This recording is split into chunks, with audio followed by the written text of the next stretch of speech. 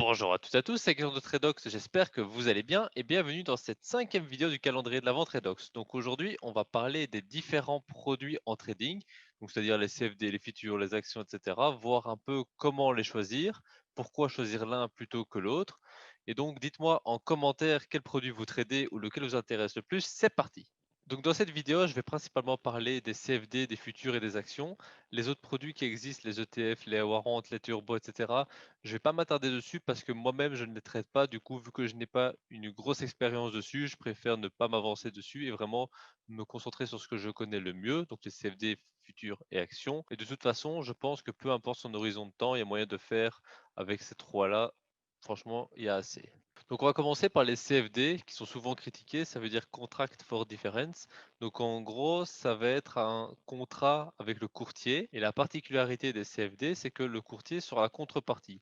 Donc normalement, un courtier peut agir comme intermédiaire entre vous et la bourse. Dans le cas du CFD, ça va être votre contrepartie. Donc c'est-à-dire que si par exemple vous achetez un contrat du DAX, l'indice allemand, eh bien le courtier sera vendeur en face de vous. Donc en gros, qu'est-ce que ça implique? Ben, en gros, si vous gagnez de l'argent, le courtier perd de l'argent, et si vous perdez de l'argent, le courtier en gagne. Donc là, on fait face à une grosse problématique, c'est que le courtier a tout intérêt à vous faire perdre. Parce que lui, plus vous perdez, plus il gagne. Donc, c'est pour ça que les CFD, c'est un peu controversé, mais pour se lancer en trading, les CFD, c'est quand même intéressant parce que ça permet d'avoir une gestion du risque assez stricte parce qu'on peut travailler avec des lots très très petits. Du coup, si vous avez un petit capital pour commencer à vous former, si vous voulez commencer par du réel après avoir fait un petit peu de démo, mais pour tester votre psychologie, les CFD vous permettront d'attaquer avec des plus petites tailles de position que les futurs ou autres produits. Le dernier avantage des CFD, je dirais que ils permettent de trader beaucoup d'actifs différents. Vous pouvez faire des actions, vous pouvez faire du forex, vous pouvez faire des devises, des matières premières. Enfin, il y a tellement de types de produits que sur CFD, vous trouverez forcément votre bonheur. Donc, c'est quand même intéressant, c'est que vous avez l'embarras du choix. On va maintenant parler d'un autre type de produit, ce sont les futurs. Donc, les futurs, ce sont des contrats à terme. Donc, en gros, le principe, c'est que vous avez une échéance quand vous tradez les futurs. En général, si vous faites les indices, par exemple, ça va être tous les 3 mois pour le Dow, le DAX, le Nasdaq. Et en gros, une fois qu'on arrive à terme de cette échéance, il va falloir passer sur l'échéance suivante parce qu'en fait, le principe, c'est qu'on va acheter le produit au prix qu'on estime qui sera à la fin de l'échéance. Donc les futurs, c'est un très gros marché, ça représente au moins 40% du volume global des marchés financiers. Donc c'est quand même quelque chose de gros, ça représente presque la moitié et l'avantage par rapport au CFD, c'est que ça va être centralisé.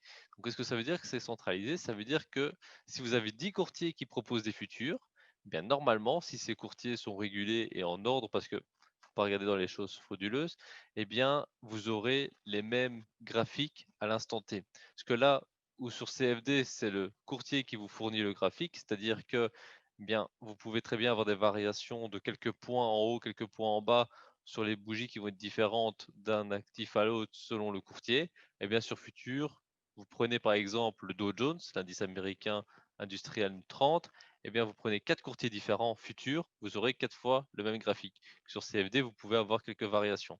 Donc c'est pour ça qu'être sur futur, c'est quand même un bon avantage, parce que voilà, si votre stop loss pour sécuriser votre position est situé à tel ou tel endroit, eh bien, si votre courtier est un peu frauduleux, on va dire ça comme ça, il peut très bien toucher le stop et repartir. Donc, alors que sur futur, ça n'a jamais été touché ce prix. Je le vois assez souvent quand je prends le CFD et le futur en parallèle. Eh bien, on va parler de bougies magiques parce qu'en gros, il y a des bougies en plus sur le CFD qui n'existent pas sur le futur. Alors, les futurs proposent aussi une large gamme de produits comme par exemple les indices, les matières premières et d'autres. Et il faut faire attention à une chose, par contre, c'est aux livraisons physiques. Parce qu'à la base, les futurs, c'était créé, je crois, dans les années, je ne sais plus combien, pour trader le blé quand il y avait une crise agricole. Et en fait, ce qui se passe, c'est que si à la fin de l'échéance, vous avez encore des contrats d'une matière première, par exemple, on va prendre l'exemple du blé, eh bien, vous pouvez très bien vous faire livrer le blé que vous avez acheté chez vous, tout simplement. Donc, voilà, il faut faire attention à ça. Si vous tradez par exemple les indices, il n'y aura pas ce genre de problème. Mais si vous faites les matières premières, il faut bien regarder la fiche chez votre courtier pour pas vous retrouver avec 50 tonnes de blé devant chez vous. Ce sera un peu compliqué après. Et enfin, je vais vous parler des actions. Donc les actions, c'est tout simplement une part d'une entreprise. C'est vraiment le produit le plus connu de ces trois que j'ai présentés. Et l'analyse d'une action va être un peu différente parce que là où pour un CFD ou un futur, on peut se contenter de regarder sur le graphique, sur les actions, il y aura forcément une part de fondamental. Pourquoi? Tout simplement parce que les actions, ça va être une part d'une entreprise, donc c'est important de connaître la santé de l'entreprise et de connaître un peu les chiffres, genre les bilans, ce genre de choses, la capitalisation, ce genre d'informations qu'on peut retrouver facilement sur Internet, afin de pouvoir faire votre analyse. Sur les actions, en général, on vise plus pour du long terme et on peut même faire des stratégies de dividendes, donc c'est-à-dire qu'on va investir pour une action, pour un groupe d'actions, et ce qu'on va faire, c'est que on va tout simplement ne pas travailler comme un trader ferait, c'est-à-dire prendre des bénéfices sur l'achat-revente, mais tout simplement travailler sur les dividendes. C'est une stratégie un peu différente, mais si vous avez un gros capital, ça peut être une stratégie de diversification, d'avoir la partie où vous faites de l'achat-revente, la partie sur laquelle vous faites des dividendes, et voilà, vous avez diversifié déjà votre portefeuille. Mais pour moi, les actions, c'est plus sur le long terme, à moins d'avoir une grosse capitalisation qui permettrait de faire du scalping ou de l'intraday dessus, mais sinon, c'est plus pour le swing trading ou l'investissement. Et enfin, je voulais terminer cette vidéo en vous donnant quelques astuces pour choisir votre produit. Donc, quand je parle d'un produit, c'est pas un actif, hein. L'actif, on verra ça dans une autre vidéo, c'est une sous-catégorie du produit. Le produit, c'est vraiment l'ensemble que vous allez trader. Par exemple, les CFD et les futurs qui regroupent, par exemple, tous les indices, le forex, etc. Donc, comment choisir le bon produit? Eh bien, ça va dépendre de plusieurs facteurs. Le facteur le plus important, ça va être votre expérience et votre capital, tout simplement. Parce que voilà, si vous avez un petit capital, vous ne pourrez pas spécialement sur futur au début. Maintenant, les futurs proposent des micro-lots, c'est-à-dire que vous pouvez y aller pour pas trop cher, mais c'est toujours plus élevé que sur du CFD. Bon, les futurs coûtent moins cher que les CFD, toute proportion gardée. C'est-à-dire que bah, sur le CFD, vous avez le spread et sur les futurs, vous avez les frais. Mais ça, on rentrera plus en détail dans une autre vidéo.